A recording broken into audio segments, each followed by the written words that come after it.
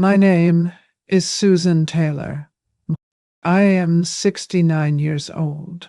I have been a widow for more than 20, and my heart, calloused as it may be, still feels it. You know when you dedicate your whole life to someone, and when it even to help me. Tell when I do want you, to someone true, all frogs talker. And one day he begins to wonder if it was in vain. That's that. Would you trust someone who created with their own hands, but who suddenly began to hide their eyes? All my life, I always thought that my role was to take care.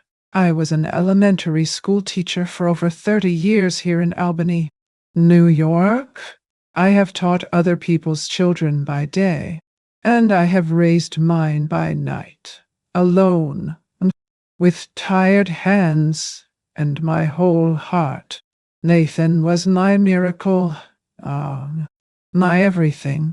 When he married Lindsay, I thought I had accomplished my mission. Nurse, but lately, something has changed. Subtle, mere, heightened sound, but painful. I started to hear things, whispers, small warnings, and although my soul screamed no, my instinct said, observe, Nile Town. If you've ever had that feeling that something isn't right, even without having proof, then this story is for you, because sometimes the greatest betrayal comes from where you least expect it. And it all started at the checkout of a supermarket. But before we dive into the heart of this story, I need you to know something. I've always been the type who defends blood, who closes his eyes when the world points out, just to keep believing in the goodness of those we love. But that day, at the Jefferson Plaza Market, something happened that I'll never forget. I had a simple vanilla cake in my hands, the same one my son loved as a child, when the cashier, a gentleman with trembling hands, grabbed my wrist and asked, in a strange voice, "Are you Nathan Taylor's mother?" Mother? Before I could answer, he said something that still echoes inside me, something that made me freeze.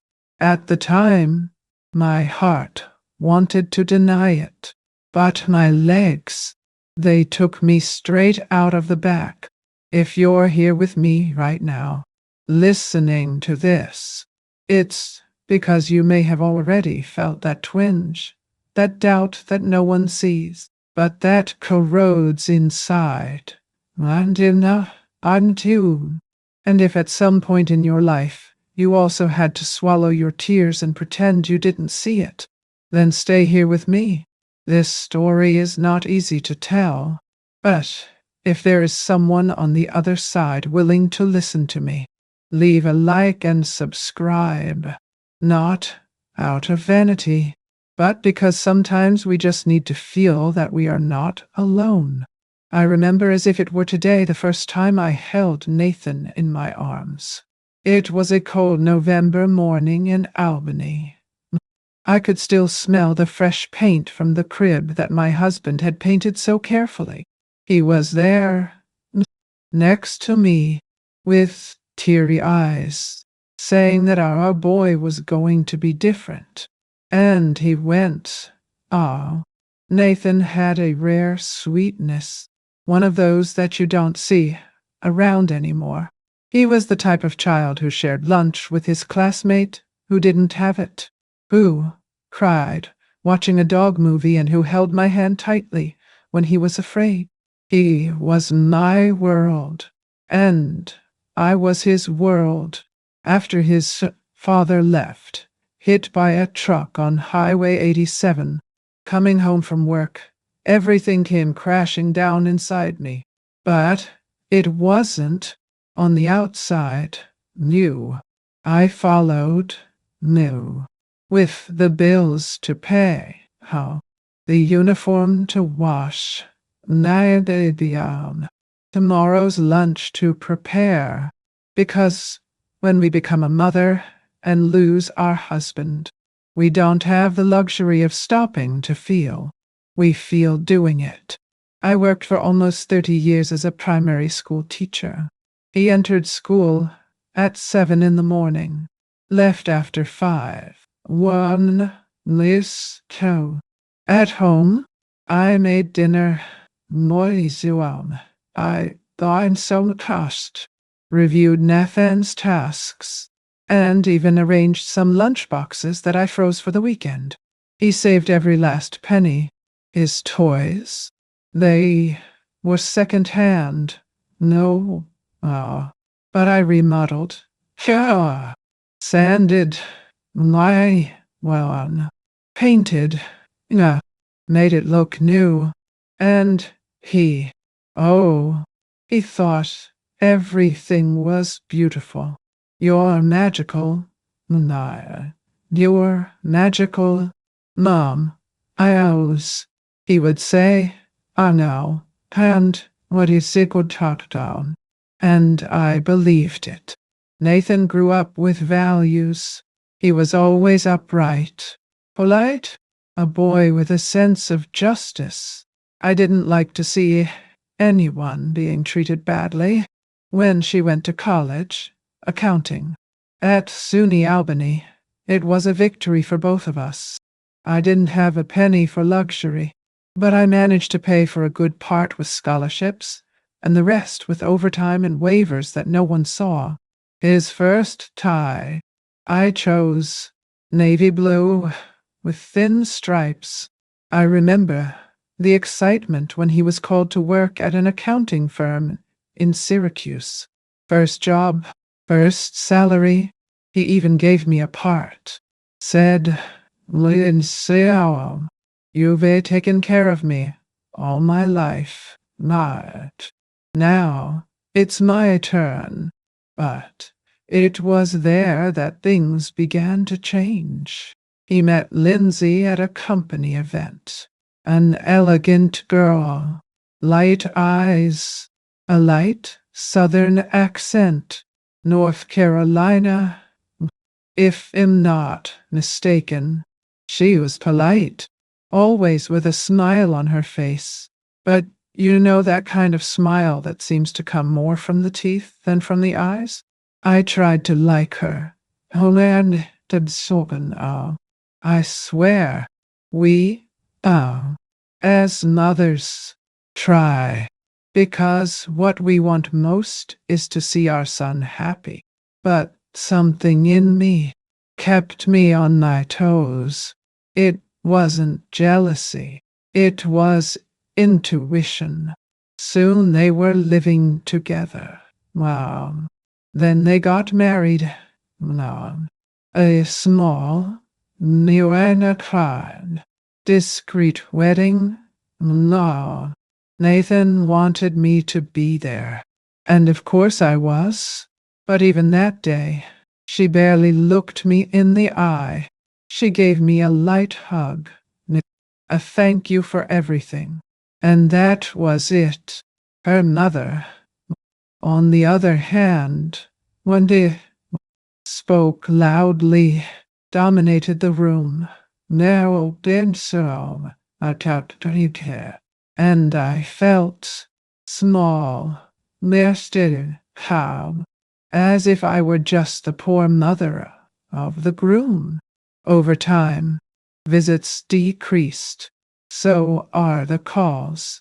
Nathan said it was the work, the shifts, the tiredness, and I believed it. Of course I did, because we believe in those we love, even when it hurts. That's when I decided to visit them, not to watch, nor to distrust. I just wanted to be close, smelling his house, taking a cake, seeing with my own eyes if he was okay. I made my famous vanilla cake with sugar frosting. The same one he asked for every birthday until he was 17. I bought it in a beautiful package. I put it in an embroidered dishcloth that I made myself. I left home early that Saturday, heart tight, but full of hope.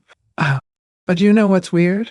The closer the car got to Syracuse, the more I felt that weight in my chest, as if something was about to happen, as if I was heading toward a truth I might not want to hear.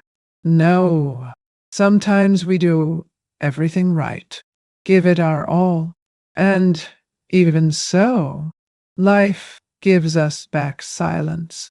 That's when I ask those on the other side. Have you ever had the feeling that someone you love is hiding something from you? Have you ever felt in the eyes of a loved one that they are no longer the same? If you've experienced this, comment below. He writes, I believe I've lived it, or just it touched me. Sometimes sharing a pain is the first step to not feeling so alone. Well, it was with this feeling that I got out of the car that Saturday, cake in hand, one young smile on face, and a twinge in the heart. But before knocking on the door of their house, I asked for a quick stop at the nearby Jefferson Plaza Market to buy a birthday candle. It was there, in that common line, in that icy corridor, that everything began to fall apart. But what exactly did that cashier tell me? And why did my legs carry me through the back of the market without a second thought? That's what I'm going to tell you now. Because after that moment, why, nothing was ever the same again. How? When I called Nathan that week and told him I wanted to visit him on Saturday, I immediately noticed the hesitation in his voice. This weekend, Mom, it's just that we're going to be kind of busy. That sounded strange to me. He was always so receptive, so warm to me. And calm. But now, boom. He seemed to measure words as one who chooses each stone before building a wall. Before I could say anything, I heard Lindsay's voice in the background, saying something I couldn't understand. And soon after, she took the call herself. Hi, it's mother-in-law. Of course, you can come. It will be great to see you. Sorry, Nathan's overloaded these days. She spoke sweetly, but that sweetness, that slips too much. Almost false. I thanked him, confirmed the visit, and hung up with a squeeze in my stomach. Even so, well, I fairly said, I prepared everything with care. I separated my best dress, combed my hair carefully, put on a light lipstick just to feel alive. On the way there, I ordered a stop at Jefferson Plaza Market. He said he wanted to buy a detail for the cake, but the truth is that he needed to breathe. Nathan dropped me off at the door and went to fill up the car. I entered slowly, as if not wanting to bother, and took a simple number candle, since it was close to his birthday. It was in the queue, with the cake in one hand and the candle in the other. Wow, that everything changed. The cashier was a thin gentleman, white hair slicked back, with a look that seemed to recognize more than he should. When it was my turn, he picked up the candle, looked at the name on the card I used. My name still bears Nathan's last name, and stared at me for a second longer. Are you Nathan Taylor's mother? I froze. The heart jumped. I said, Yes, with a shy smile. That's when he tilted his head slightly, well, lowered his tone, and whispered, "Why, your son is being deceived, and so do you." I felt as if the ground was moving beneath me. "What do you mean?" I asked, almost voiceless. He just scanned the candle's barcode, handed me the receipt, and said, "Well, once again, once again," with hard eyes. "Look, is that it? Observe." He didn't explain anything else. He did not apologize. He just turned his face and attended to the next in line. "One word, Todd, I will you." I walked out the side door, without thinking, with my breathing out of balance. It was as if that whisper had opened a crack in a place I had kept locked up for years. I didn't know if it was true, if it was a false alarm, if it was just a crazy old man. But he knew one thing: doubt was now planted, and once she enters, it grows. I got into the car quietly, with cold hands. Nathan asked me if everything was okay. I said yes, forcing a smile. But inside, the cake in my hand was no longer just a gesture of affection. It was the bait of my observation. And it was exactly there, in that passenger seat, that I decided, no, a term and decided, this time, I'm not going to pretend I didn't see it. Now, I'm going to observe. I watched it on. But what I saw when I arrived at their house, it went far beyond what I imagined. When I walked out the side door of the market, my head was spinning. The heart felt like it was beating out of my chest. I wanted to laugh at it all, to convince myself that it was just a misunderstanding, a messy old man's foolishness. But something in that look, he told me that it wasn't. So, instead of going to the car, I turned left and went to hide between two large metal bins in the corner of the parking lot. It was a dark corner, with the smell of wet cardboard and bags of spoiled food. But from there I had a direct view of the entrance to the market. I took my handkerchief from my bag and covered my face a little.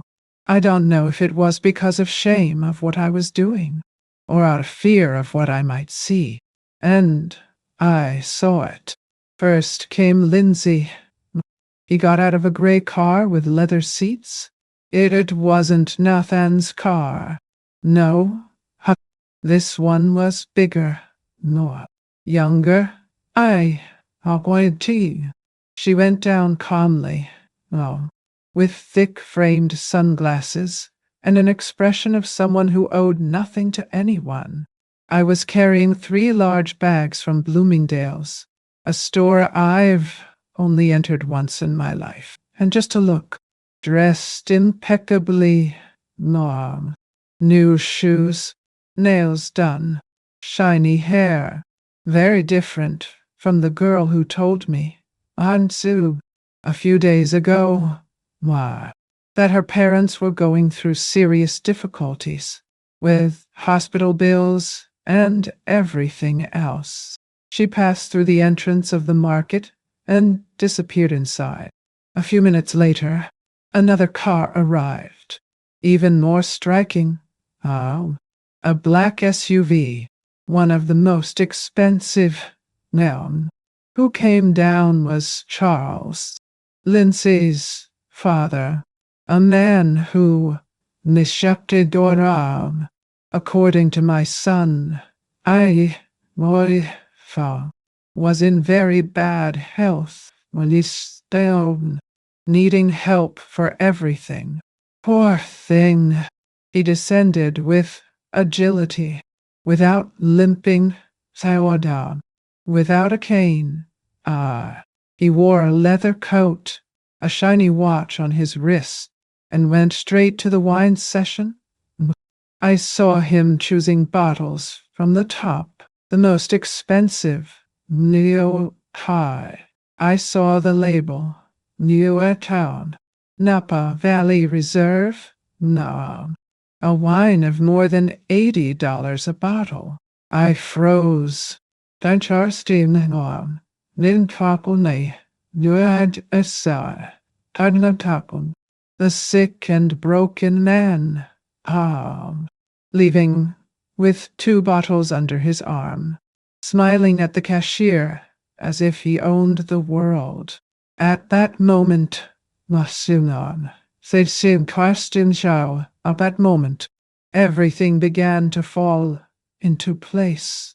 Every time Nathan told me he was tight, that his in-laws were in trouble, that he didn't know how to balance the books. Every time I, with my little, helped. That time, for example, I sent $500 from my emergency fund. I said I was to buy an orthopedic mattress for Charles. That his spine was in tatters. Now, I saw. The mattress should be made of goose feathers. Only if it is. And me? I was the idiot who believed. I stood there, motionless, my eyes burning. But I didn't cry. Not at that moment. I picked up the phone with shaky hands. I took pictures. I don't know why. Maybe on impulse. Maybe out of defense. Maybe just to prove to myself that I wasn't going crazy. I photographed the Bloomingdale's bags. Charles Carr, and a big one, and you went until unsaid justice sepsting, the wine bottles. I even managed to get an image of Lindsay smiling inside the market, as if life was light, as if the lie didn't weigh her. And it was there, behind the trash cans, that I began to realize that my life was going to change. I, who had always been seen as the good lady, the understanding mother, well, the peaceful mother-in-law, was about to become something I never imagined myself to be, an observer, because, nay, from that day on, well, I was going to observe everything, no rush, without warning, and with their eyes much more open than before. But what I found when I arrived at their house, it was even scarier, because sometimes the lie is told in the details, and it was in the details that I started to fall apart. The house was so quiet when we arrived that we could hear the sound of our own breathing. Nathan opened the door with a wide smile, hugged me tightly, the way it had been years since he had. For a moment, I almost forgot what I had seen in the market. But soon after, Lindsay came. Perfectly brushed hair, light makeup, but done by a professional, I recognize, and a beige dress of fine fabric, with a fit that no outlet sale delivers. Still, why no a sound. She smiled, hugged me as if she were my daughter. I'm glad you came, mother-in-law. We missed it. The room was spotless, matching cushions, scented candles lit, even soft music playing in the background. But it was when they led me into the dining room that I knew something was really out of place. The table. Ah, that table. That table. It looked like a catalog. Polished silver platters, white linen napkins with gold rings. Oh, crystal bowls, and in the center, an arrangement of fresh flowers, the kind they only sell in a chic neighborhood flower shop. Wow. I sat carefully, none, as if that space wasn't for me. Wow. She poured wine, an Argentine red that we received as a gift. He said, "Whoa." With a short smile, Nathan added, "Why so calm? It's simple. No, but I think you'll like it." I took the cup. I thanked him. Nice.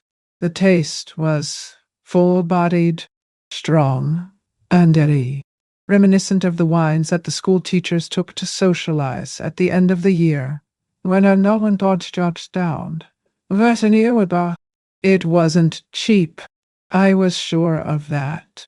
I observed the details, the heavy cutlery, and the brightness of the plates, the absence of any sign of difficulty. Lindsay sat in front of me, adjusting her dress.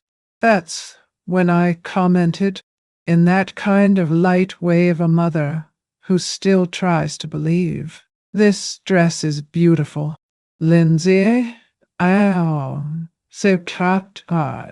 She looked at me, ow, quickly, and replied without blinking, "Oh, imagine how you, mother-in-law, only come, was a bargain at an outlet sale in Waterloo, 70% off." Oh, I smiled, but my gaze went down to the bag hanging on the chair. Once so talk to Michael Kors, new collection. No, the kind of bag I saw in the windows when I went to the mall just to walk. And the perfume? I knew that smell. He was French, one of the most expensive. Oh, I had tested a sample in a magazine months ago. She kept talking, now, about her father's difficulties.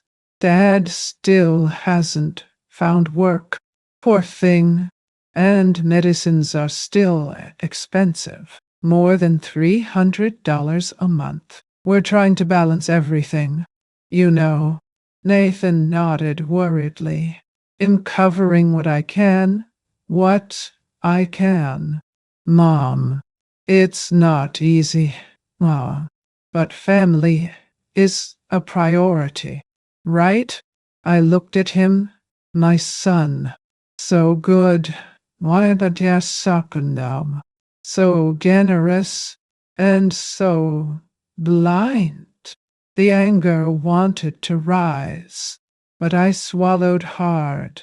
I wasn't there to fight. I was about to see. I'm about to see.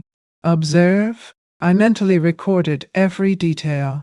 The new watch on Lindsay's wrist, the glow of her wedding ring, the carpet in the living room that wasn't there the last time I visited, an expensive carpet. As they talked, I kept my gaze soft, but my brain active. Every sentence that came out of Lindsay's mouth seemed memorized. It was as if she had rehearsed all that, word for word. And Nathan, I found, he just trusted. He believed. And it was there, at that table that was too beautiful, with wine that was too good, with excuses that were too rehearsed, with that I was sure. This was a staging. and my son was the only one who didn't know the role he was playing. I'm here opening my heart, telling my story. If you're listening, I'll can see down and Amori Akabas. Leave a like on this video and subscribe to the channel because I still have a lot of things safe to tell you. Sometimes we need to tell someone what has been stuck for years. And when there's someone listening, it hurts less. But do you think it ended there? No, no, because what happened in the hallway after dinner on down, it was what sealed my decision to no longer be blind, because not everything was said at the table. Some things we only hear when no one knows we are listening. Dessert was served as if nothing was happening. Cheesecake with raspberry syrup on porcelain plates with golden details. Lindsay said she had made it herself. But the taste, it was a good confectionery thing, not someone tired of life. I praised, of course, how education dictates, and I excused myself to go to the bathroom, more to breathe than out of necessity. Their house had that artificial silence, typical of a place where true conversations do not live. On the way, I noticed that the kitchen door was half open, and I heard whispers. Stopped. It was Lindsay's voice. He still believes in everything. How long are we going to keep this up? My heart beat so hard that I felt it in my throat. I waited for more. A clatter of dishes, a muffled laughter, then Sidikan. Then, Milkisidarikam, so sucked in hair. Silence. I stepped back slowly, trying not to make noise with the floor. I went into the bathroom, washed my face, looked at myself in the mirror. She was no longer the woman who arrived with cake in her hands. It was another Liramon, one that had heard enough. As I left the bathroom, I came across a lady in the hallway, white hair well combed. Let's see, Linda, there I'm sucked down. Embroidered wool blouse, curious expression. Oh, are you Nathan's mother? Nidanta. Mrs. Warrior Cow Crowley. Now on Sidron. Next door's neighbor. I smiled gently. Yes, it's me. She lowered her voice, as if sharing a secret. They live well now, right? The other day, I saw a delivery from Williams and Sons Catering here. That is very expensive. My daughter tried to hire for the wedding and gave up when she saw the prices. I smiled again, with only my lips, and thanked him. I went back to the corridor with a heavy head. Each word added up like pieces of a puzzle that, deep down, I already knew the design. Back at the table, I found Nathan fiddling with his phone with a furrowed brow. Saying, if I can get a few more extra shifts. The firm cut this month's bonus. Lindsay looked at him with false pity. You've done so much. Love, fun. It does not overwhelm itself. He smiled. He's tired. We find a way. I sat in silence. Noticed. I don't tell. What else say this? Every detail. Every look. Every soft lie served between one bite and another. My son. How? My sweet boy. Being drained by a script he didn't even know he was a part of. I wanted to scream. I wanted to pull him away. But it was not time. What I needed now was to prepare myself. Was to prepare myself because their mask was falling, and I was going to watch everything up close. And in the next part, I was going to start moving the pieces because they didn't imagine what I still knew. I returned home that same day before Sunday lunch. She said she was tired, that she wanted to arrive early to rest a little. Nathan insisted that I stay longer. Lindsay made that face of trained pity. How? But I smiled, thanked her, Leona, and left. He needed silence of air from me. It was only when he closed the front door that the tears began to flow. Slowly, without sound, I sat in the blue armchair in the living room, the one that belonged to my husband. It was his place, and when he left, no one ever sat there with the same weight. The armchair still smelled like him, or maybe it was just my memory tricking my heart. The whole house was quiet. The refrigerator made its old noise. The wall clock ticking as it always did. But inside me, it was war. And in Asternation, I stayed there all night. I couldn't touch the bed. I just kept looking at the photo album I took off the shelf. It was Nathan's childhood. The leather cover already faded. The pages half loose, but all kept with affection. In the first photo, he was on my lap. With the blue jumpsuit I bought at the thrift store for $3. The same one I washed 5 times before using it. Soon after, he was 5 years old. With a toothless smile, holding a badly cut sign. I love you, Mommy, written with 2 M and no accent. I kept it until today. Hurt, because everything I've lived, everything I've been, it was for him. And now, he barely looked me in the eye without carrying a weight of guilt. And it wasn't even his fault. It was naive, a purity that the world has taken care of, not teaching to distrust.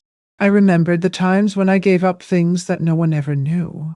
From that marriage proposal, years after his father died, a good man, a widower too, who wanted to build a new life with me. But I refused.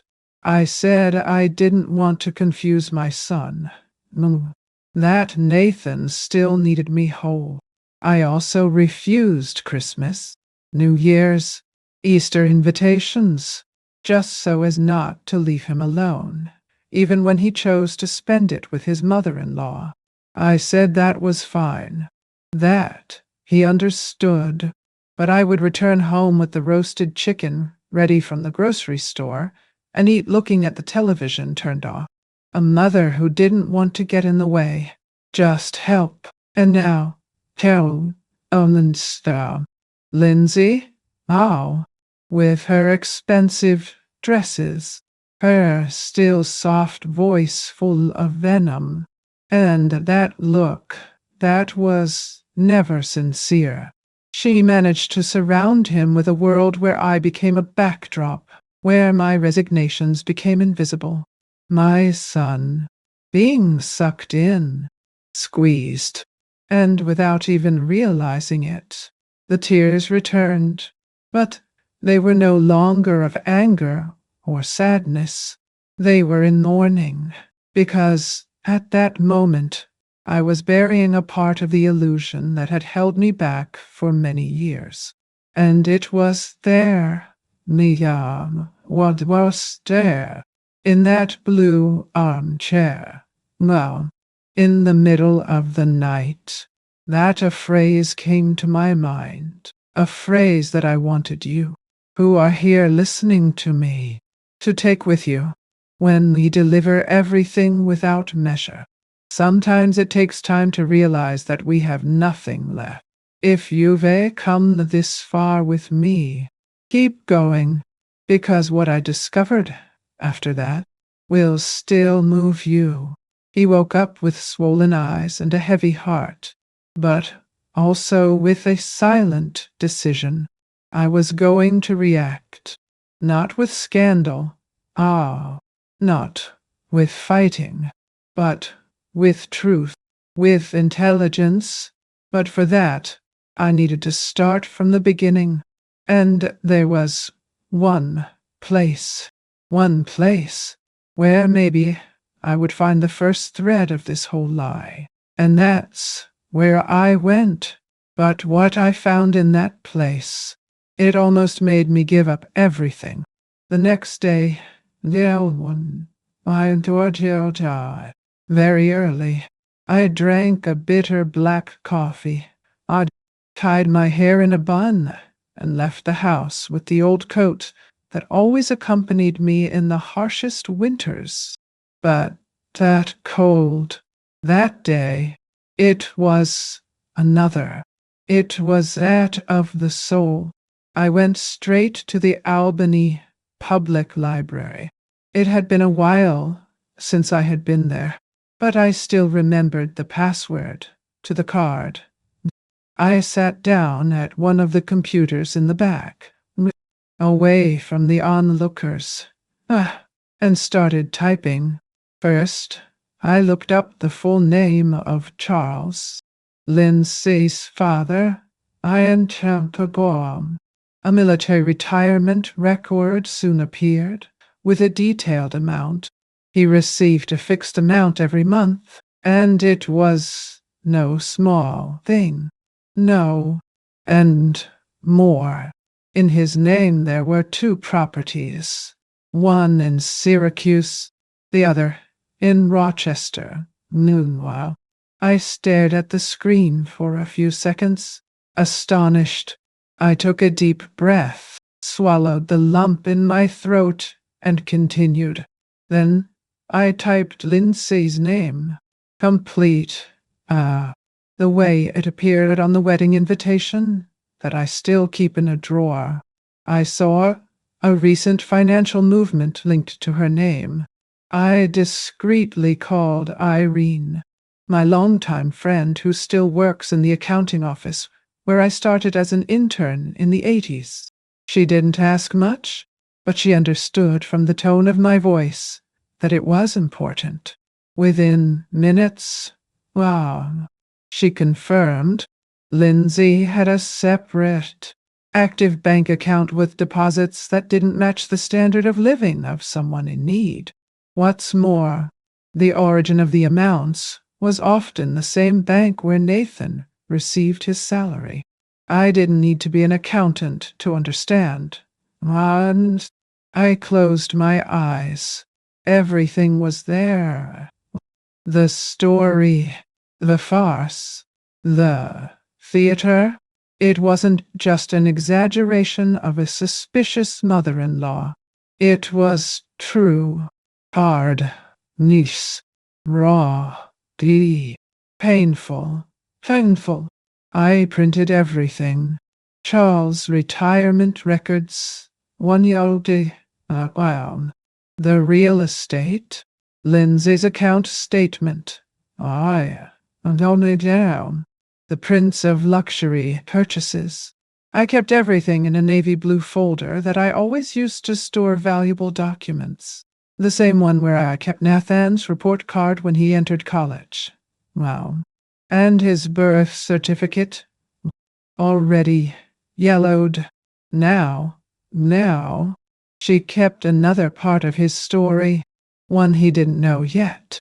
I left the library with trembling legs, but my head steady. Oh, it was not the time for confrontation. Well, you know, said you but talked. It was time to cut the roots of what they had been sucking the most from me. Money. I went straight to the bank. I waited more than 20 minutes to be seen, with the briefcase pressed to my chest. When they called me, the girl, young, nice, with curled hair tied in a bun, asked what she could help with. I want to cancel all direct debits linked to my account. Everyone, including the monthly transfers to my son's account. She looked at me surprised. Do you really want to cancel everything? I nodded firmly. I want to. Today, Lucia. She typed it, confirmed it, well, and I signed it. No one outside noticed anything. No sirens sounded. Mighty hardcore. No screaming. No accusation. But inside me, something had risen. It wasn't hate. It was justice. And justice sometimes is done in silence. No, there are times when we realize that we have spent our lives asking permission to exist, taking care of others, expecting recognition, trying to deserve love that was already rightfully ours. And when the penny drops, and as if the ground opened, if you've ever felt that mix of anger and liberation, comment below. He writes, I know how it is, or I understand you, or just, it's true. Sometimes seeing that someone has gone through the same thing is comforting. I returned home that late afternoon with the briefcase in my lap, as if carrying a precious secret. I didn't tell anyone anything, but at that moment, something inside me had changed, and when we change inside, everything around starts moving too.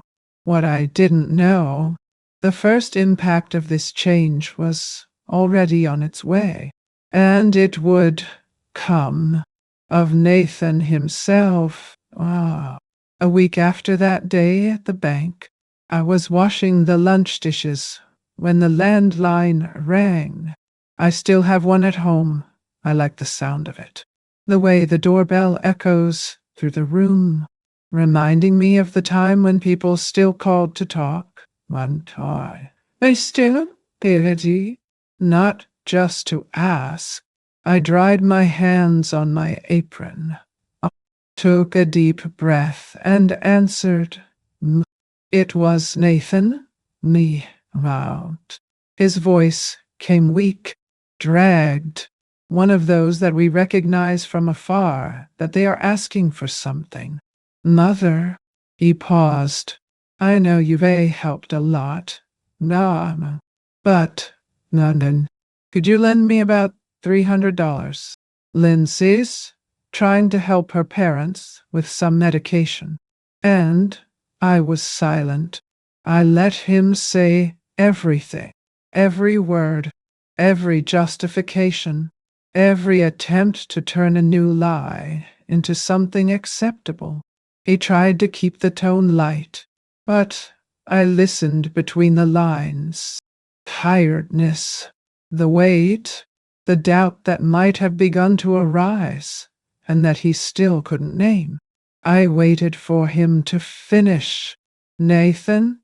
Well, to know how. I spoke softly, but firmly. Do you really think she's telling the truth? Silence. On the other side. I heard his breathing fail. He stuttered a little. He tried to answer, but the words slurred. I, Mom, Ice. It's complicated. Ah, you know, it's her family. Mom. And I just want you to think about it.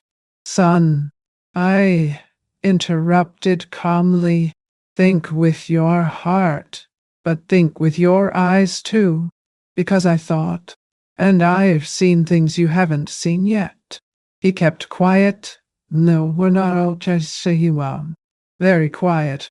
There was no fight, no questions asked, just a silence so dense that it seemed to fill the whole room. Take care of yourself, Nathan. Nate was the last thing I said, and then I hung up. I didn't tremble. Why tremble? I didn't cry. I just went to the window and stood there, looking at the empty street. My neighbor on the other side watered the plants. The postman passed by on his bicycle, and inside me, well, a piece broke, an old link made of childhood promises, mother's love, dreams that we build for those we love. We had broken. But sometimes we need to let a crack happen for the light to enter. For the first time in my life, my silence spoke louder than any scream. And if he called me again, I knew. I already knew what to answer. But what I didn't expect was who would knock on my door that afternoon, and what this visit would bring. It would change everything.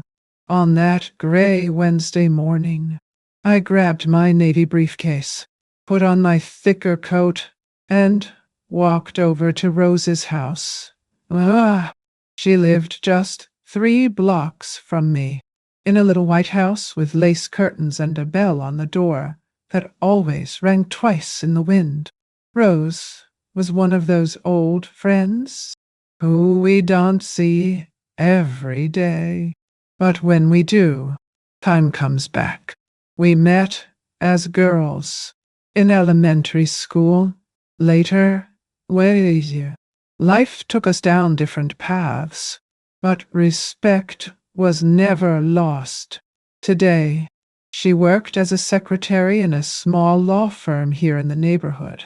When I arrived, she looked at me with that look of someone who already knew that something serious was coming. Sit down. Susan, what is this story? I opened the folder carefully and started to show it. First, Charles' military retirement records. Then, the evidence of the properties in his name. Then, the statements that Irene had helped me get, showing the suspicious movements of Lindsay's account. Rose listened to everything in silence, shaking her head, writing down a few things on a little yellow pad. But it was when we got to the periodic transfers made from Lindsay's account to a credit card in the name of a certain Camille Moore that she raised her eyebrows. Camille Moore? That name is familiar to me, she said, pulling out the office computer and starting to type. And but I'm so down. I stood there, clasping my hands in my lap, my heart beating as if I were entering the classroom without having studied. In a few minutes, Rose turned the screen to me. Camille Moore was a personal shopper, one of these women hired to put together a luxury wardrobe for customers who don't want to be seen shopping in stores. Style, image, exclusivity. She had an active profile with photos of expensive window displays, designer clothes, bags from limited collections, and her mailing address, Rochester, Ireland, the same city as one of the properties in Charles' name. I looked at Rose, but my throat was dry. That was it. Lindsay lived a double life. I feigned poverty in front of my son, in the voice of a martyr. Now, yearner stiffed, talking about expensive medicines, overdue bills, debilitated parents, while keeping a hired woman just to choose the dresses she would wear. Every expensive wine, every bag, every perfume. It was not my exaggeration. It was part of a plan. And Nathan, he worked exhausted. Newton missed weekends overtime. I took money out of his own pocket to help his sick in-laws, and everything he earned trickled into the hands of those who saw in him only a source. Not a husband, not a man, just a ladder. I felt the tears coming. Rose handed me a handkerchief, but I didn't cry out of weakness. It was sadness, yes, but also indignation. How? Because there, wow, with everything in front of me, I understood. That wasn't just about money. It was about value. What pain. About everything I gave, what I taught, what I built in that boy, being torn from him by a farce. I was silent for a while. Not how. Rose held my hand. What now? Nay. Susan? I looked up. Nay. Well, now. Now. I'm going to the end. If this piece of my life can become a mirror or a hug for someone, will it help me to carry it forward? Like and subscribe here to the channel. It makes more difference than you think. There are a lot of people out there who are experiencing something similar and don't even know where to start. Perhaps, hearing this story, you will find that you can still react. I returned home that day with my briefcase fuller than ever. But this time, me. What I was carrying was not just paper. It was the truth. And whoever has the truth has a key. I just didn't imagine that key. It was going to open a door from the past that I thought would never come back. An ancient truth that Nathan also needed to know.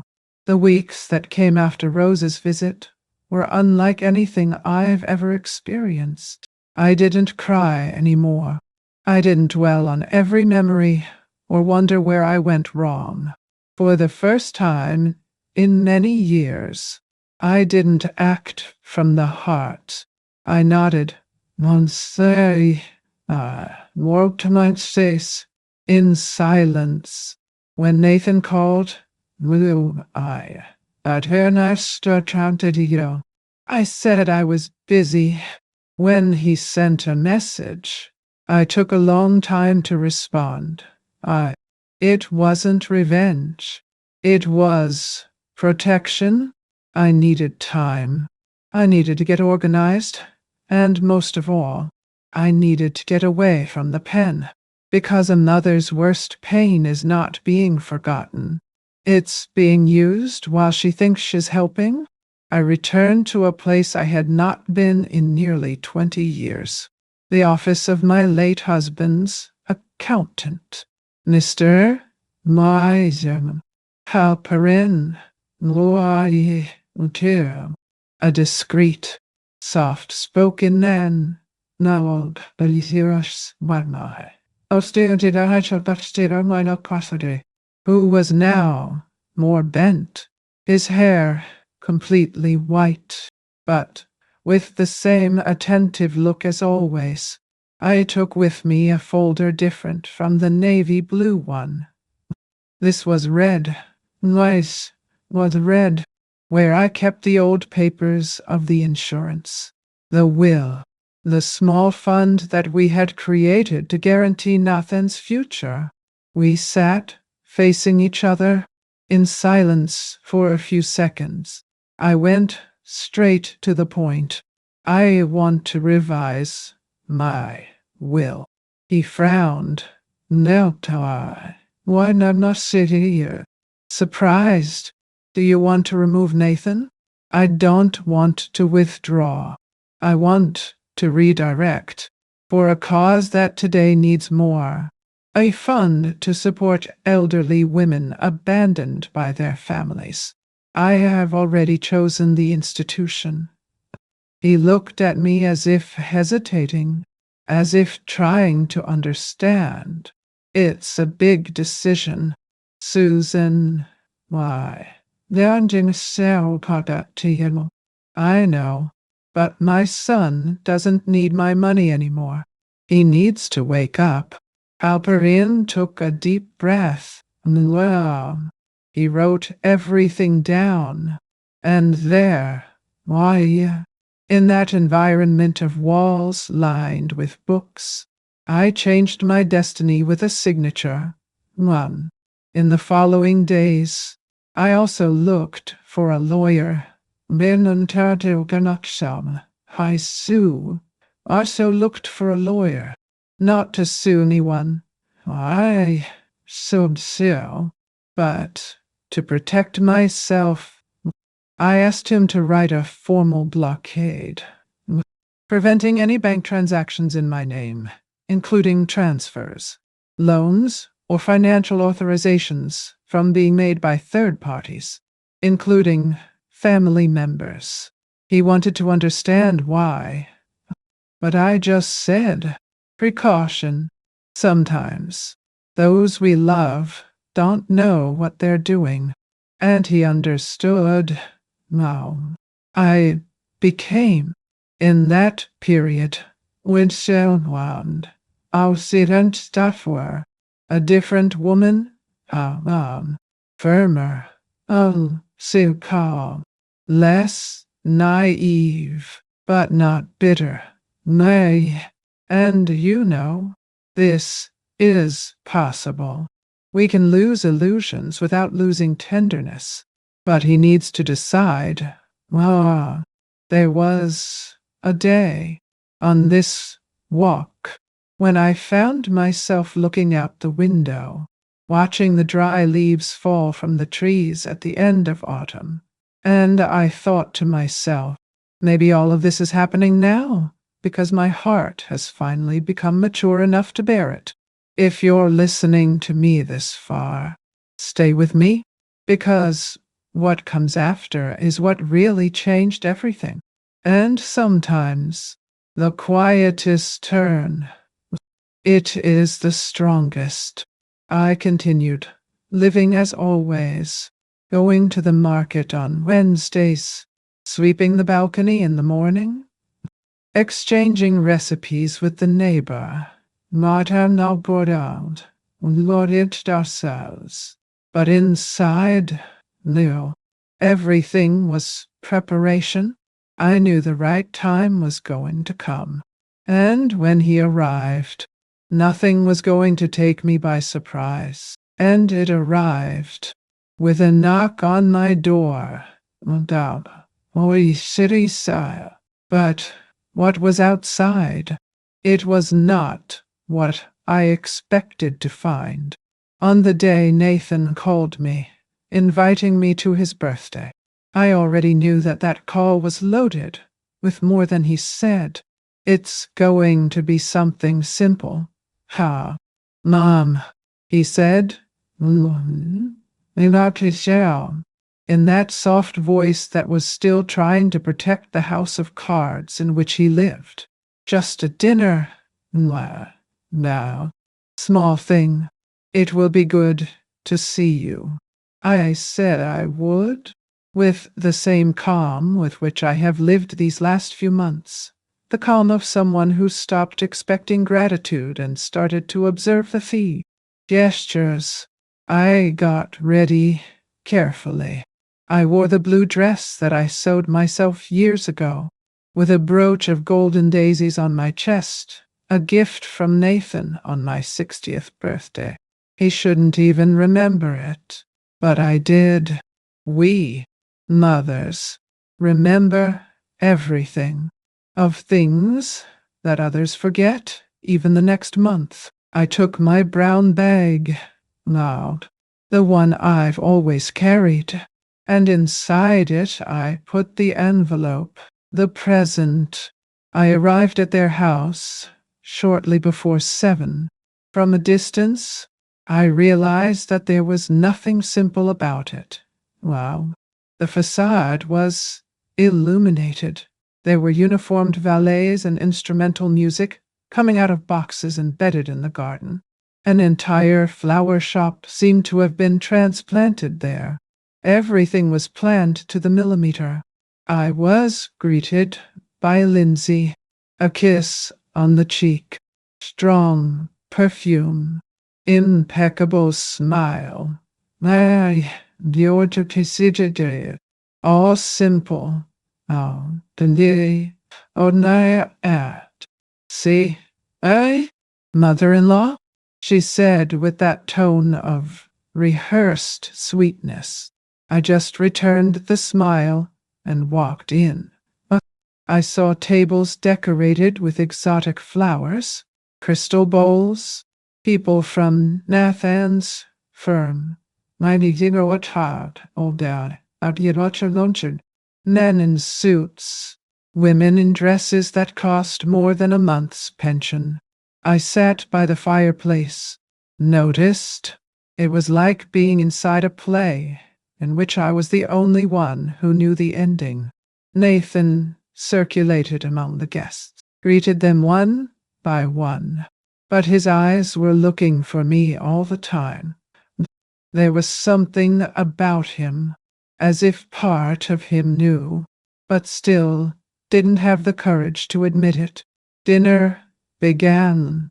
Laughter, toasts, short speeches, until the time came for the gifts. Lindsay handed him a little black box with a very expensive watch. Her father, the same bankrupt retiree, gave an emotional speech about how much of a generous man Nathan was. That made me swallow hard. When it was my turn, I stood up. Now I am so calm. I walked over to where he was, next to the main table, and handed him the white envelope. Happy birthday, son. It's just a symbolic gift. He opened it right there. Inside, there was a copy of Lindsay's bank statements with the transfers to the personal shopper's card, all dated. With values, names. It took Nathan a while to understand what he saw. He frowned. Read again. And when he looked up at me, there was no anger, no confusion. There was pain. That, I said quietly but firmly, is the value of what you never wanted to see. The hall fell silent. The guests looked at each other, not knowing how to react. Lindsay turned pale. He didn't say a word. I took my bag calmly. I adjusted the brooch on my chest and went to the door. Before leaving, I turned my face one last time to look at my son. He still held the envelope, like someone holding a cracked mirror. There was no scandal. I don't even cry. Only the truth. And when she arrives, with this strength. She doesn't need to scream. No, there are memories that we don't forget, no matter how many years go by. They are like invisible scars. They hurt only when the weather changes. And I know that this dinner will be one of those memories, for me and for him.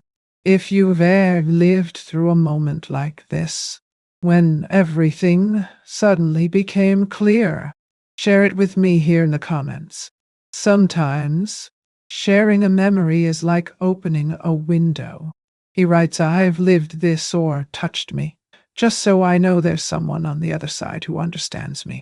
I walked home that night, slowly, the cold beat in the bones, but the heart, this one was hot. For the first time in a long time, I didn't feel small, not as I felt whole, but what I didn't know, it was that dinner had left a bigger crack than I imagined. And who would come looking for me later? It wouldn't be Nathan. It would be someone I hadn't seen in over 20 years. The days after that dinner were not as quiet as I imagined they would be. I had prepared myself for loneliness, for withdrawal, for the awkward silence that usually comes after the truth. But no, what came was noise, noise disguised as affection, regret, confusion. How? The next morning, my phone rang 6 times before 9. No, yes, 4 of those calls were from Lindsay. And in the breaks, messages, long audios, the kind that the person records crying loudly, hoping that the crying will convince more than the words. Susan, hi, listen to me. Well, please. It was all a misunderstanding. I just wanted the best for our family, for Nathan, Hanijiwa, for my parents. It's not what it seems. Forgive me, and thou nostalgia est. I listened to the audios with the same care with which I listened to the stories of my students. When I taught, I paid attention to the pauses, the concordance errors, the repeated parts, because the lie, as I have always taught, is not what is said, it is what is repeated too much. Nathan also called, nay, but it was different. His voice was low, tired, like someone who hadn't slept. He didn't apologize to me. He just asked for time. Mom, I'm trying to understand. I'm still putting the pieces together. I didn't say I understood him. I didn't say everything was fine. I just let the silence answer for me. Because, no, sometimes silence is the only language that the soul hears when the noise of the world confuses us. And then, on the 3rd day, it came. I was watering the plants on the porch when I saw the black car pulling up in front. Lindsay came down with a large bag slung over her shoulder. Sunglasses, her face tidy, but the walk. The floor delivered. Short steps, hands squeezing the fabric of the skirt, as if still trying to maintain the pose. Hi, mother-in-law, that is so cocktail, she said. Now, her voice shaky, now, forcing a smile. Can we talk? I approached slowly. He said nothing. Not. She continued. How? I know I made a mistake. I know you're hurt. But I love you like a mother. I always loved it. I was desperate. I wanted to help my parents. I wanted to keep the house. Nathan, and I made a mistake, but it was for love. For a moment, I looked at her in the eyes, and for the first time, I saw something that wasn't disguise. It was fear. Fear of losing control. Ah, fear of falling. Not out of true regret, but because I realized that the mask no longer fit the face.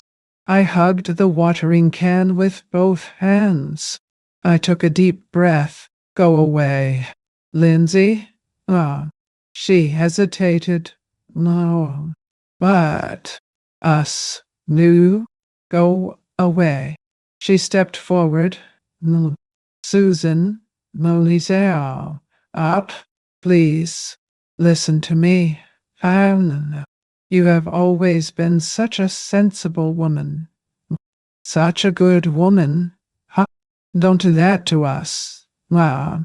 And then, wow, without raising my voice, without losing my cool, ow, I just walked to the door, open, and I closed it. In her face, I stood there behind the wood for a few seconds, listening to the footsteps recede. Ah, the car starting, the street returning to its normal rhythm. And I didn't feel cruel. I felt whole. For the first time, I chose myself. I chose not to bend to guilt, to manipulation. No, Tadetana, Maria, Alsu Anon Twinta, to theater. I could have let her talk more. He could have accepted it. I could have tried to fix it. But mothers who spend their lives fixing everything, one day they discover that they are destroyed inside, and I refuse to be one more. I closed the windows, sat in my blue armchair, and stared at nothing for a while. And I thought to myself, the worst loneliness is the one we feel even surrounded by people. And I've lived that too long. If you, on the other side, have ever gone through something similar, if someone tried to bend you with beautiful words after hurting you with ugly deeds, leave it here in the comments. I understand, Manutao, or I know how it is. Sometimes a simple comment is what makes someone else feel less alone. The afternoon, there was no victory. There was no party. But there was peace. The kind of peace that comes when we understand that loving someone, it is not allowing everything. But the story wasn't over, because that same weekend, a letter arrived, and within it, there was something that no one would ever imagine. The letter arrived on Saturday morning. But before that, I was the one who wrote it down. I sat at the kitchen table with my cup of black coffee and the flowered stationery I had kept since the days when I still exchanged notes with my still husband. I took my blue ink pen, the one I only used for important things, and took a deep breath, because I knew those words would be the last I would write as a mother before. Nathan, how nice, my son, I atone tapano, I protest, anoni, or shall not have tears of still. I began. I didn't use harsh words, not a comma of anger, only the truth. She said she loved him, and always would, that every step he took in life was preceded by one of mine. paving the way. Well, how crazy was that I never wished him anything but happiness, even if that happiness never included me.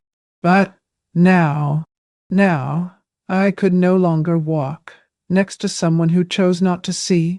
I calmly wrote that he was free to move on with your life, make your choices, love whoever you want. But so was I, because to live trapped in the pain that no longer belongs to me would be to erase myself in silence. And I still had life, and now I'd still had dignity.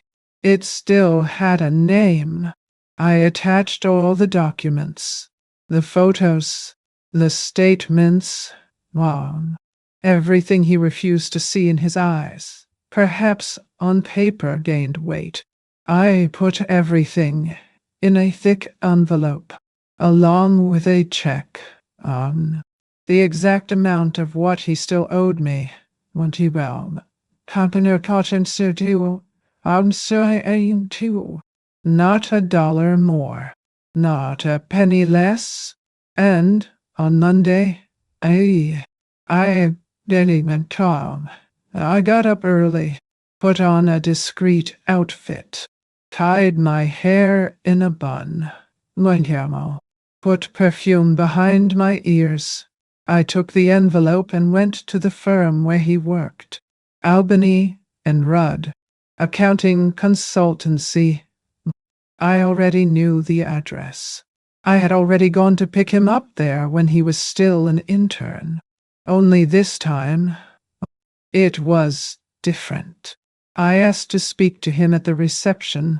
They said he was in a meeting. No, but when they found out it was his mother, they called directly. In less than 5 minutes, Nathan appeared. He came in a hurry, with that blue blazer I bought for him in the interview for his first job. His eyes were red, milk-hot, like someone who slept badly. When he saw me, he opened his arms. Oh, mother, oh, but I didn't embrace it. Well, I held his hands firmly, and there, Mr. Marson, looking right into his eyes, he said, "Son, I was a mother throughout. I was your home, your strength, your root. Now, I'm just a woman. Yes, did he's done. I need to take care of myself." He tried to say something, but I handed over the envelope, let go of his hands slowly. Minwant cow, Kinwati Jerta, near sending Watati chair, and turned my back. I walked through the lobby of that firm with the noise of my own footsteps as a trail. Each step was a part of me that I collected back. I didn't say goodbye at the door. I didn't look back. There, in that glass and concrete building, I stopped being the mother who holds it, and I went back to being the woman who supports herself. But the world has a curious way of giving us back what we try to bury. And what came to me days later, was something I never expected. An old memory, a forgotten wound, a name that I thought I would never hear again. What we build based on lies, sooner or later, collapses on its own. And that's what happened. Well, I didn't have to raise my voice or show the documents to anyone but my son. There was no court, no scandal, no public scene. It was time, silence, and truth. These 3 faithful companions that made their castle implode. Pebble by pebble, Lydia says. It took Nathan a few days to start picking up the pieces. I learned from Irene, my friend of the heart, that he started asking questions at home. It started with invoices, transfers, card statements that he never used. Lindsay tried to laugh at first, to dismiss, to say that it was an old thing. But the more he asked, the more her tone changed. And that's when the truth appeared with all its colors. The so-called personal shopper, Nana Agneshaun, that girl from Rochester who received regular payments from Lindsay's account, was not just someone who put together luxury looks. She was a close friend of ours, one of those who take pictures together on trips that never happened, who leave traces online of a life that my son was not part of. The debt of the in-laws invented Charles, that man who barely looked anyone in the eye, had two rented properties, military retirement, and even stock investment. Nathan Woodith, who had spent sleepless nights, extra shifts, body aches, now he understood. He was the one who paid for everything, even the lie. At the company, the story began to leak. Albany and Rudd has a strict policy with any scandal linked to fraud or financial mismanagement. And even without evidence of direct involvement, Nathan was temporarily removed. License for reputation clarification. They called now harmless, but everyone knew. His room was emptied. His colleagues began to avoid him. The father-in-law? He moved to South Carolina. Health issues? They said no. But we know it was to escape the exposure. Lindsay, she left on a rainy morning, leaving only a short note, 3 lines. You deserve someone better. I'm sorry. I need to find myself. And that was it. After years of manipulation, emotional blackmail, theater, Antia, Dinaitsa, Takao. She walked out the front door as if nothing had happened. Nathan, alone, tried to call me twice, 3. Now he left messages, one town, text messages, some long, others with only my name. Mother, Nana, you then tell. What I'd say to yours. I read each one.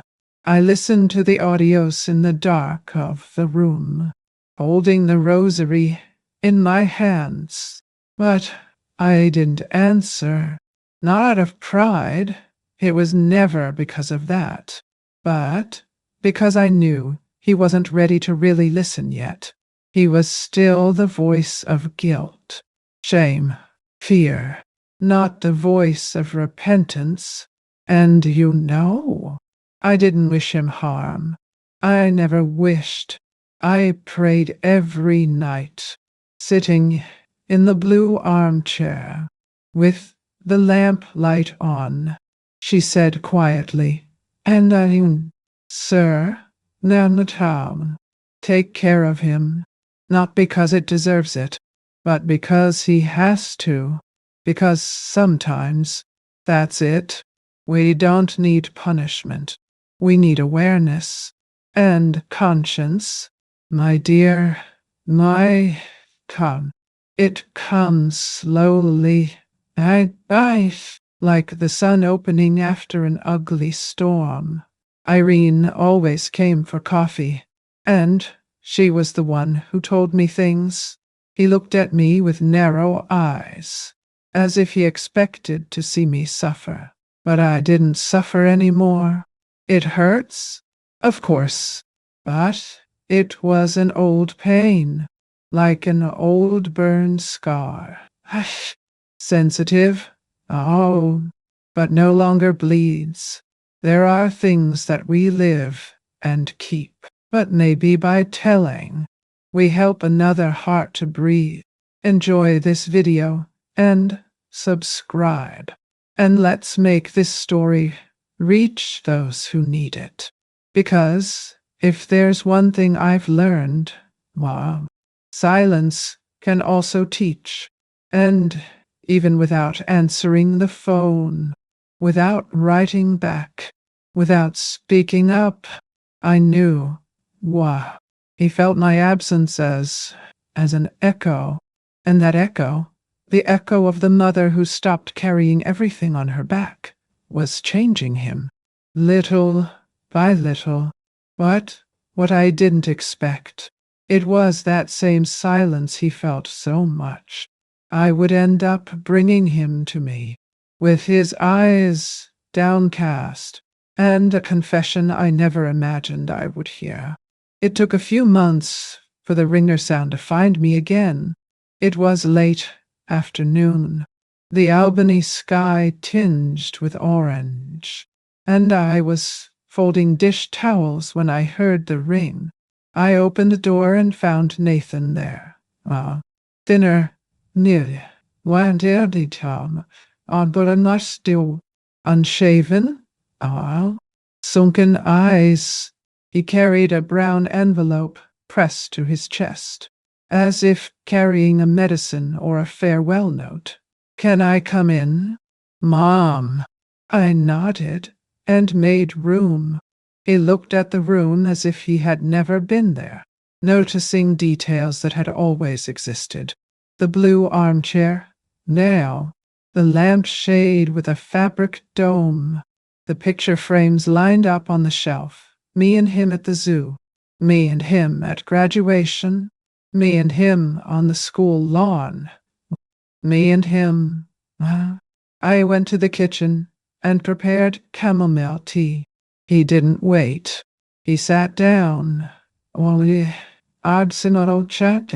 Took a letter from the envelope and said, "Wow, I wrote because if I spoke, I would lack courage." The voice broke in courage. I brought the tea, left it on the table. He took a deep breath and began to read. His handwriting was always beautiful, with firm strokes, well-drawn letters, as I taught him when he was little. Light ascent, strong descent, I repeated, and he did it right. In the letter, how he confessed what I already knew and what I didn't know yet. He said he discovered Lindsay's close friend. Not only a personal shopper, but a constant presence on trips he didn't take, dinners he didn't attend. Nights he spent working while the two posed at expensive restaurants. He said he confronted his in-laws and heard ready-made apologies, each one more creative than the last. The truth, however, seemed undestructible, was written in the numbers. Our high term was written in the numbers. Cross deposits, meaningless invoices, purchases on dates that coincided with requests for urgent help. He said that he felt stupid, that shame would not let him sleep, that the firm pushed him away, and that he understood. I heard him read to the end. In each line, a piece of the costume falling from his face. There was pain there, yes, but there was also, for the first time, responsibility. When he finished, when he finished, he lowered his head. the paper shaking in his hands, and looked at me like a boy. Mom, Mom, forgive me. What? That's. I sat in the armchair, facing him. I took his hands, which were now a man's. But at that moment, they fit inside mine, as they did when he was 5 years old and afraid of thunderstorms. Son, I never stopped loving you, he cried, a short, contained cry, away, as if learning late that crying is also telling the truth. I shook his hands, but I can't go back to who I was. He closed his eyes, nodded slowly. I know. We were silent. Wow. The clock on the wall marked the seconds with a ticking that. Where did you wanna go? Anish, on that day, did not seem cruel to me. He took a sip of tea, grimaced, smiled slightly. Ah, always very hot, he said. Ah, repeating the same phrase from childhood. My. I smiled back, as if I were finding an old portrait in a drawer. Lydia. It was not reconciliation. It was recognition. He started talking without a letter. Now, he said that after I handed over the envelope on his birthday. He spent days denying it, blaming the world, blaming the company, blaming fatigue, until he realized that there was only one person to face when the house collapses. The one in the mirror. I didn't want to see it. Mom, I shook my head without accusing, well, without absolving. Sometimes we don't want to see it because seeing hurts, and because seeing changes everything. He looked around again. He touched the edge of the frame of our photo in Washington Park with his finger. Did I screw up? You didn't mess it up, but it ruined what we both knew was right. He took a deep breath and told me that Lindsay was gone, that his father-in-law was now living in another state, and that he was rearranging his finances. He said he started therapy. He said that word as if confessing to a crime, and I adjusted the blanket on the back of the armchair. Kneel carefully down, just to disguise the desire to smile. It's good for someone to help you figure out what you didn't want to find out on your own. I said slowly, Mom, I miss it so much. Mom, he said, of what? From you. Of me. I feel it too. And it was true. I don't lie. I miss you. I am so. A part of me wanted to walk across the room, hug him, as if the whole world could fit in my arm. But the other part, the one that learned to save its own dignity, sat firmly, remembering that hugging is not a cure. It is just caressing, and cuddling sometimes delays courage. He fiddled with the envelope and pulled out another sheet. A handwritten apology. Oh God. This time short. Simple. I want to give you back what I took from you. I laughed sweetly. You don't have that power. Son, what he took away was time. Niganai. Confidence. Peace. We don't get that back. We rebuild. He wiped his face, took a deep breath again. Can I try? It can.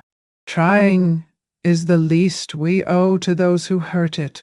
We stayed there a little longer, talking about little things, the price of gasoline, the neighbor who planted tulips and golden lions in the same flower bed, the oven that was baking crooked pies in the bakery around the corner. It was the talk of someone who tests the ground before walking again. In the midst of all this care, I felt an impulse coming from the bottom of my chest, almost like an intuition holding my hand. Stay here a little longer, because what you really need has not yet been said. And I, without raising my voice, let slip a phrase that I ask you to keep with affection until the end. Forgiveness is a long road, my dear, and today we only stepped on the asphalt. If you're with me this far, stay, because I'm still going to tell you what he brought me, what I saw, and why it even changed my way of praying. When he got up to leave, he hugged me, a restrained, requested, not imposed hug. I reciprocated in the measure. I smelled his hair, like in the old days, a mixture of soap and street. He thanked me for the tea, for the eyes that didn't run away. Wow. And said, "Oh, he'll be back." Okay. Come back when there is more truth than shame. He blinked, understood, and went. I closed the door calmly. The room was quiet. My own tide of the disillusionment, but not empty. I picked up the manila envelope had forgotten on the table. I thought it was empty, but it wasn't. Inside, there was one last leaf. When I took it out and read it, my hands froze. It was no longer a confession, nor an apology. It was a name, now, and an address in Syracuse. The lyrics were Nathan's, but the words, they came from somewhere else. And in that instant, I knew, before I could forgive, I would still have to discover a truth I was never told. Do you dare to come with me? Because the next door I opened, it did not only lead to the past, it led to the reason for everything. The day I took the last version of my will in my hands, I felt an old weight leave my shoulders, like a window that opens after years of jamming.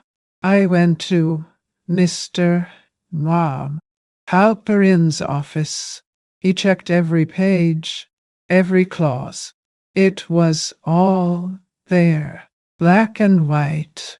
The house where I've lived half my life, my small pension, the patient savings of 3 decades, all destined for the Hands and Hearts Project, a program here in New York State that cares for elderly women who have been forgotten by their families. I signed calmly, as if lighting a candle, and recognized the signature at the county registry office. I left with a briefcase closed to my chest, and, for the first time in a long time, I was not afraid of tomorrow. The following week, I walked through the door of a shelter in Albany's South End, an old house, brick exposed, smelling of coffee and simple soap. Welcome, Susan, and Indora, Mountstachigo, Awantisco, Testament, Topty said the director. A soft-spoken woman named Pauline. We have many who need what you know. I sat with 5 ladies at a long table, handed out notebooks with thick lines, explained the letters as I did with the little ones. Light ascent, firm descent, and saw trembling hands drawing their own names with a dignity that no one could take away. One of them, Mrs. Dolores wrote slowly in capital letters, looked at me and smiled with the courage of someone who exists again. I stayed there for 2 hours. Then, on my own, I walked to the basement cafeteria of the Episcopal Church, helped assemble trays, served soup. There was a beautiful silence in the air, the kind that doesn't hurt, it only welcomes. I returned home with the smell of broth, tired hands, and a warm heart. In my house, the room that was once Nathan's was no longer a deposit for toys and out-of-place souvenirs.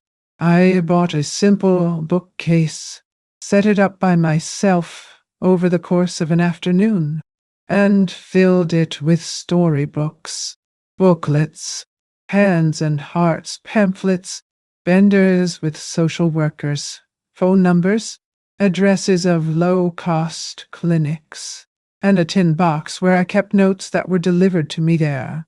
Crooked thanks, promises of visits, messages with flowers drawn on them. I removed the old poster of his team from the wall and, instead, I nailed a map of the state. I marked with red thumbtacks the cities where the women I met came from. Each thumbtack, a lifetime. I don't hate the past. The past is not my enemy. He's the road that brought me here. But I learned not to live in it anymore. From morning to morning, my routine took shape. Monday and Thursday at the shelter. Tuesday sorting clothes. Saturday afternoon, reading letters aloud to those who could see little. Sunday quiet in my blue armchair, with a new notebook in which I write down what I learned from each woman. Freedom doesn't make noise. It only makes room from within. I wrote on one of these pages, after hearing Mrs. Marjorie say that she slept a whole night without dreaming of locks. I wanted to cry, but I didn't. I just kept taking notes, as if saving what is sacred. I started to cook in larger quantities to take lunch boxes to the shelter. I taught two to prepare tomato sauce without spending almost anything. Another to season beans with a bay leaf that the neighbor brings me from the backyard. One to match the sound. In the breaks, the director asked me to sit with the younger ones. This word new paradoxically when talking about women in their 70s. And listen. Just listen. And there, more than letters, I taught pauses. Pauses are as important as words. Without them, no one breathes. On the kitchen bench, I shared my stories carefully, like someone delivering slices of cake. I told them about my husband, about Nathan's graduation day.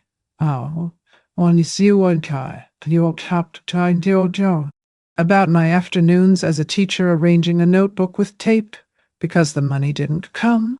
They listened with the eyes of a girl, and I suddenly realized that what hurt me could indeed be medicine in another. Sometimes I would get home late, the hallway light already on, and go through the mailbox to collect envelopes. One lady thanking her for the lessons, another asking for prayer for her granddaughter. I would put everything on a metal tray next to the landline and answer each message the next morning before leaving. The nights became nights again. Sleep, sleep. There was no party. Me sitting down. There was no euphoria. There was an honest tranquility, which one recognizes by the way the body sits and the thought does not fall. Every once in a while, I'd still open the envelope Nathan had forgotten on my desk and see the yellowed paper with a name and address in Syracuse. I folded it again. Nice. Kept it. It was not yet time. Forgiveness has a time. Truth has a right. One Wednesday, while cutting out letters from cardboard for a mural in the shelter, Pauline asked me why I didn't teach paid classes. After all, you have method. I laughed and said that I was already receiving the payment. It just didn't come in cash. She understood. No. I left with 2 donated wool sweaters and the feeling that my hands had learned another trade. Sewing dignities. Mine. At home. Us. I swept the floor, changed the bed linen, hung it to dry the dish towels. On the radio, an old anthem began. Washi, Maria, one of those that we open our mouths without thinking, and the lyrics come by themselves. I sang softly when you are down, walking around the room, and at the time of the chorus, I let my voice rise just a little, enough to scare away the remnants of sadness that like to stay in the corners of the furniture. The neighbor of 2B knocked on the door, asking for sugar. She entered, now, saw the room transformed. Iris ran her fingers over the backs of the books and said, "How beautiful." Susan, ah.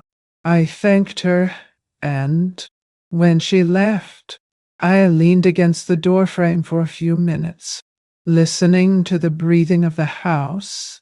It was no longer the place where I expected Nathan to come back.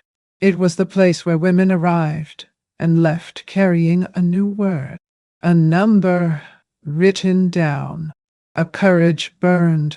And me? I was finally the woman my husband always said I would be when the storm passed. The one who knows her own worth. On a cold afternoon, Madis, no.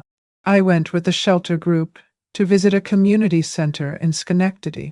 We returned by van, laughing at a little hey, and I stayed at the window, watching the landscape slip away. I thought about the beginnings, how sometimes we think it's over and, without realizing it, it's just starting over better. Nia happened in the pocket of my coat. Now, my fingers found the rosary.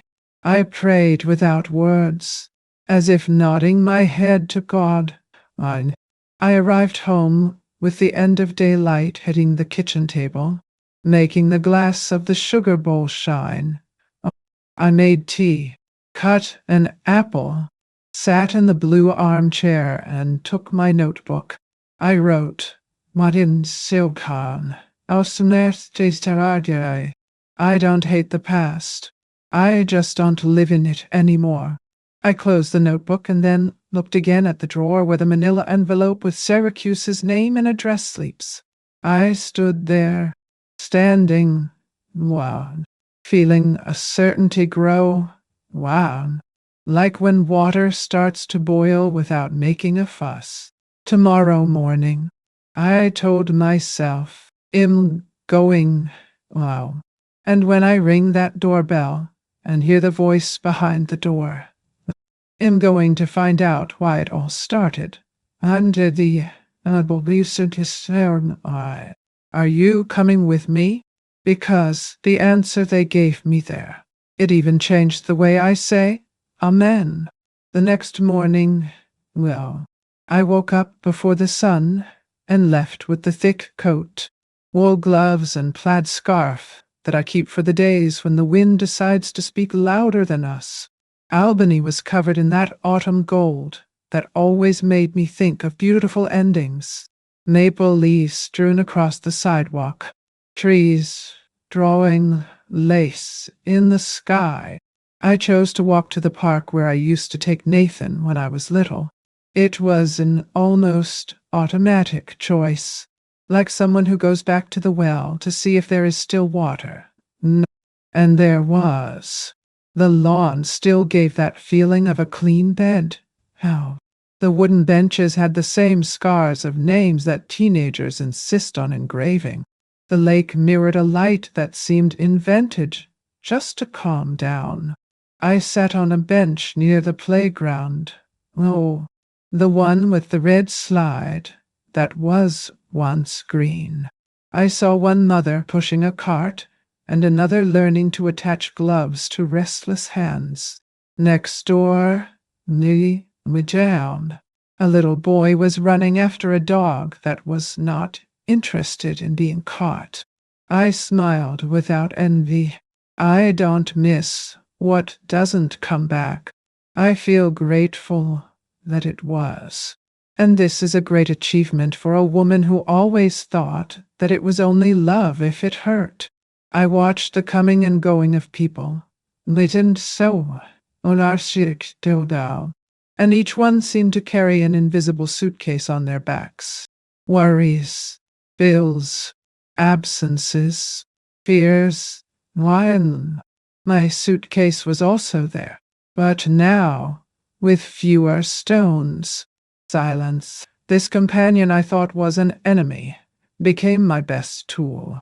I discovered that silence is not giving up. It is space, and space is what allows the right word to find a place. I remembered Nathan, a little boy, learning to ride a bicycle right there, near that tree where, today, a girl was reading standing, leaning on the trunk. I would run after him, holding the bike seat, and he would shout, "Don't let go, Mom," until I let go and pretend I was still holding it, just to give him courage. Funny thing, my dears, honestly, I've spent half my life doing this, holding it without saying, letting go without them feeling it. Being a mother is a lot of that. Giving without leaving a receipt.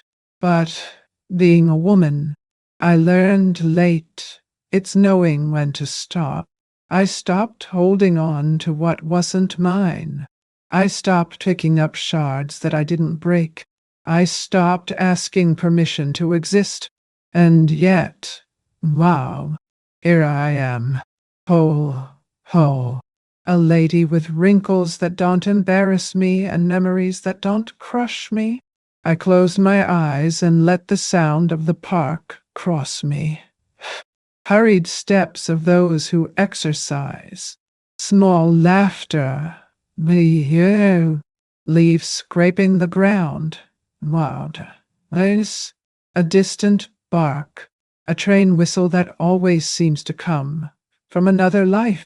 I took a deep breath and, without haste, began to pray with simple words. Thank you, God. Thank you for surviving my fantasies. Thank you for understanding that love is not a bargaining chip. Each thank you came with an image. My husband's face laughing sideways. Nathan holding my chin with his chocolate-stained hands. The classroom on the last day of the year with cheap cake and sincere goodbyes. The blue armchair, Nenatang. The red briefcase. The women's shelter where silence gains a surname. I felt like crying, but it was a good cry. One of those that don't ask for an audience. I looked up at the sky. There were thin clouds. Mono. As if someone had passed a wet brush. And I said, in a low voice, as if signing a deal with life, now. Thank you, God. Good. I was good. Now, I am free. The word free hung in the air. And it occurred to me that freedom tastes like a crisp apple. Simple. I always say talent, but it requires firm teeth. I took an intimate inventory right there. What remained? The guiltless affection for what I was. A house in order. A purpose that fits in my hands. from what is gone, the need to please in order to exist, the rush to forgive so as not to lose, the mania of thinking that my love solves the account of others. And what it began, Einstein cities, a Susan who doesn't live on applause, who doesn't explain herself to deserve what she feels, who helps when she's help and says no when she's goodbye. The lady who passed by with her grandson looked at me and smiled. I nodded. The boy dragged a small wooden boat on a rope. For a moment, I saw Nathan again, pulling a little blue truck that he won on a difficult Christmas. I remembered the parties where I feigned joy for him, the impromptu supper, the desire to get it right for two. And I thought, the love I lived no longer imprisons me, educated me. As a teacher, I have always believed that no one comes back from learning the same. I came back another one. I got up from the bench slowly, feeling my body stretch, and walked along the trail of dry leaves, as someone who steps on his own past without fear of making it crack.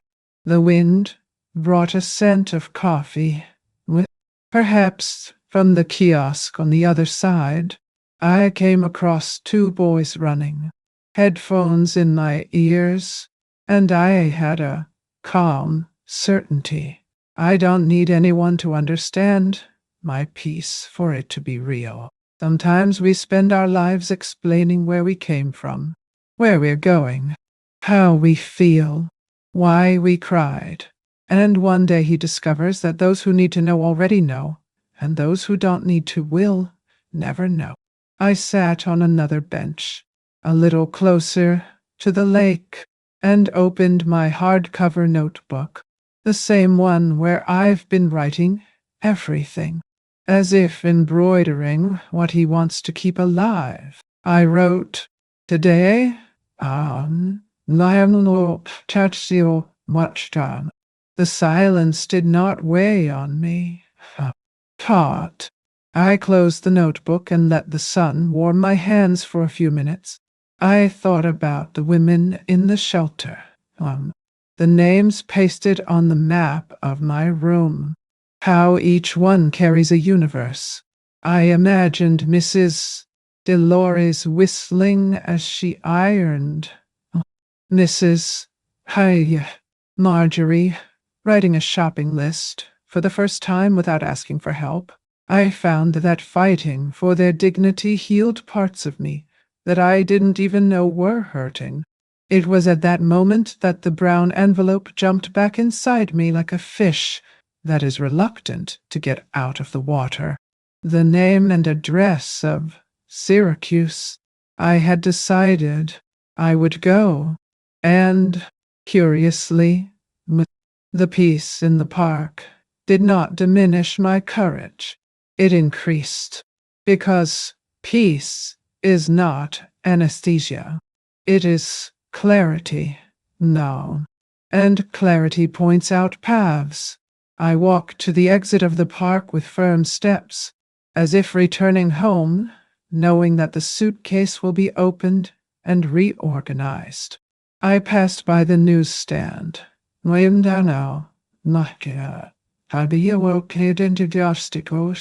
Greeted the gentleman in the cap who always keeps the Sunday supplement for me. Bought 2 apples at the corner market. At home, and down.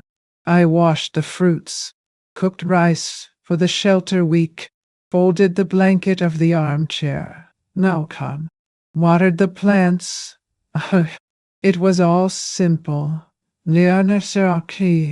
And there was no room for fear in the simple. It was late. The light at the end of the day made drawings on the wall. I took the envelope. I ran my finger over the fold with the same delicacy with which you pass your hand in an old photograph. For a second, I heard my own girl voice saying, "Go, don't go," as if I were on top of a slide too high. She smiled to herself. I put the envelope in my bag, along with my notebook, a pen of blue ink, and the courage I gathered sheet by page in these months. Tomorrow morning, very early, I'm going to knock on that door in Syracuse.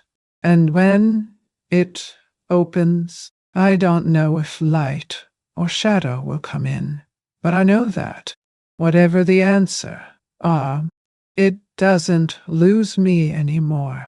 Do you want to know what they told me on the other side? Then hold my hand for a little longer, because what I heard there changed the way I say the word mother. I arrived in Syracuse early in the morning, the still shy sun coloring the streets with that cool autumn yellow. The envelope address led me to a simple house with a small garden and lacy curtains. I rang the bell with a calm heart, not out of fearlessness, but out of acceptance. A woman opened the door. Her face was familiar, the same as the portraits I saw one day on the fireplace in Nathan and Lindsay's house. It was her mother, Mom, Mrs. Wan Ham, Nadia, Nor, Nadianon, Wa, Tant Sine, and Stay. She was different, older, more fragile, and with eyes that had already cried everything. She recognized me before I even said my name. "You are Nathan's mother, Nettingtown." I nodded. "No. Kind Cyril Christoptis." She took a deep breath and invited me in. The room was clean, too quiet, full of old photos and a steaming pot of tea. "Sit, now, Irons." For a few minutes, she just stared at her own hands and then said, "Now, well, she do be all. My husband and my daughter. No, they deceived his son. They deceived you too, and they deceived me for many years." She told her that Lindsay had grown up in ambition and pretense, and that since she was a little girl, she had learned that lying was just a way to survive. She also said that she and her father had been separated for more than a decade, and that the sick parents' hoax was his invention, which Lindsay used to get what he wanted. What? She's not evil, Susan. I just never knew what true love is. We were silent for a time that seemed like church. I didn't judge her. On house or less to posterities a wit true. I understand. Sometimes people only know how to repeat what they have experienced. Before leaving, she held my hand and said quietly, thank you for not giving up on opening your son's eyes. You saved more than one life." When I left that house, the cold wind met me with sweetness. I felt that a cycle was closing. I didn't need revenge. He already had what he was looking for. The truth. Today, I write these lines from my balcony, with the shawl on my shoulders and the smell of coffee coming from the kitchen. The leaves fall slowly in the garden, and the world seems at peace. I open my brown-covered journal and, in slow handwriting, record. My son didn't betray me on purpose. He just chose to believe what was easiest. And I chose not to participate in the lie anymore. I close my eyes and repeat to myself in a low voice, "Yeah, I'll not say to you, then child, Adira. I said, see him? I didn't leave. They left me, but I came back to myself. And finally, I understand when you actually. Silence is not empty. It is sacred. I learned, Malcolm, from Irene. That Nathan is starting over. She has returned to work. Lives in a small apartment near the lake, and sometimes stops by the shelter to help with donations. We don't talk much, but when he calls, his voice is different. Wow. Riper, lighter. It is no longer the lost boy asking for help. It's a man trying to be worthy. Lindsay, I simmed up Kella. I never heard from him again. And honestly, I don't wish harm. Time takes care of itself. I continue to teach at the shelter, making bread for the neighbors, writing stories of the women who were reborn, and, without realizing it, telling mine as well. You know, after all, I learned that love is not about proving how much we can handle. Love is recognizing the moment, to let go and still wishing well. It is to continue whole, even when the other breaks. We spend half our lives wanting to be needed, and the other half learning that being free is better. That's the great lesson life has given me. Forgiveness isn't what we offer others. It's what we give ourselves when we stop blaming ourselves for feeling too much.